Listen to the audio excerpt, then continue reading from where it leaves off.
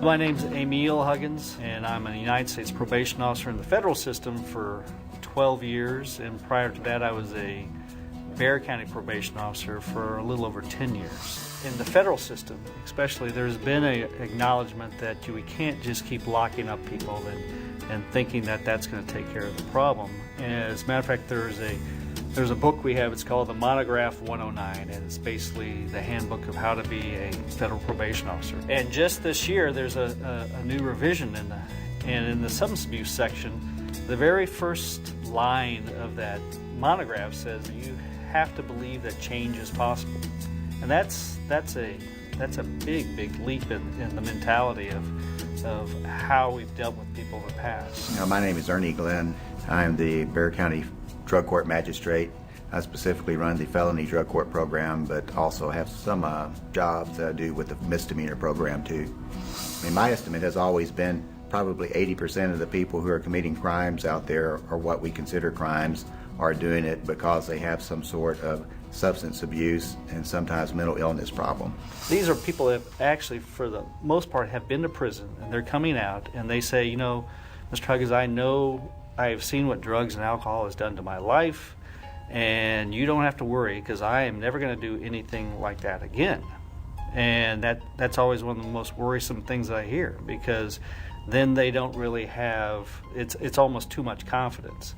There was no counseling, there was no anything. There was more. I found drugs almost easier in prison than I did on the streets.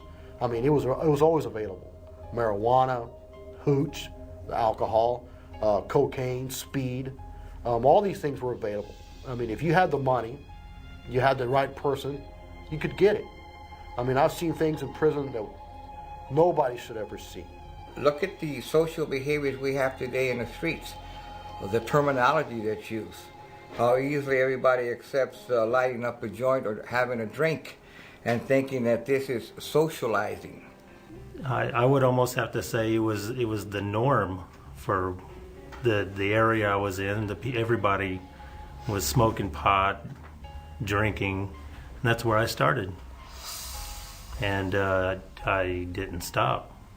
And eventually that socializing takes you to the fact that it's repetitive, and it becomes more repetitive. Eventually somebody introduces another drug, then another drug, and another drug, and you find yourself like a dog trying to bite his tail. It just progressed, got worse. And then I got into other drugs. And when I got into cocaine is when it got bad. It was bad the whole time, but the cocaine is what made it really bad. The ones that I talk to that have been in the prison system and been to what they call treatment in the prison system, I say, well, what's the biggest thing you learned? And I get a lot. And they don't remember anything. What they learned was how to do prison. They learned how to call people boss. They learned how to be superficially acceptable. But it was all on the surface. There was no change within. Somebody's got to pay for the investigation and prosecution and housing, probation, prison, whatever it is that's going to be the end result of all this.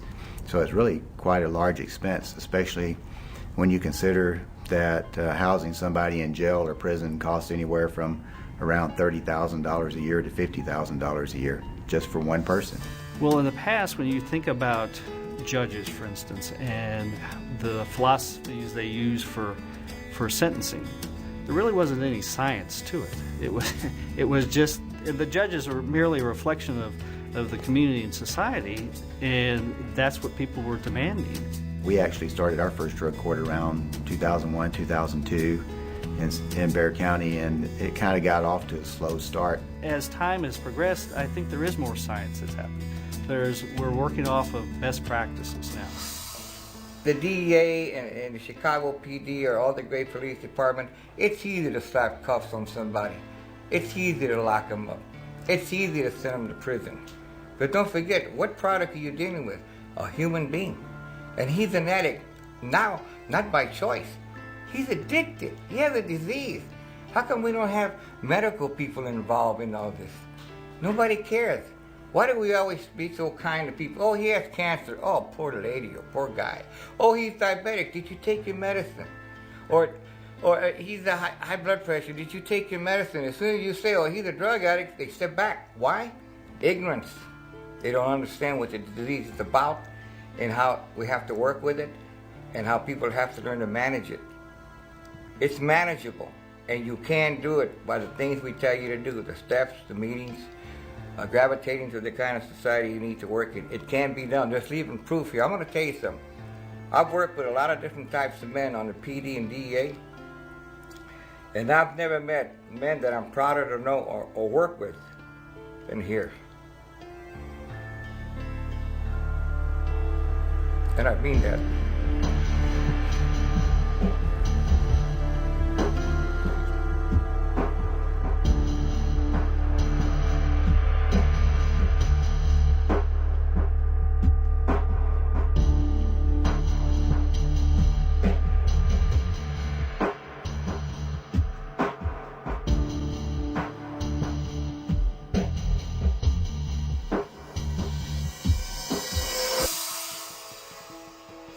One of the things that we do here at Lifetime is begin to help individuals to understand that life is inside out. So part of that is to learn to take that leap and to be not afraid. You can't get something unless you let go of something. As a client, part of recovery is to be all right with the uncertainty of life and the outcomes. As long as you do what you can, then it'll be all right. I've never had anybody actually tell me that, and ever since that moment, I wanted to quit. And I haven't gone back since. We fill that void up with recovery, with positive aspects as opposed to drugs or alcohol. And it's not in a needle, it's not in a joint, it's not in a bottle. It's in you.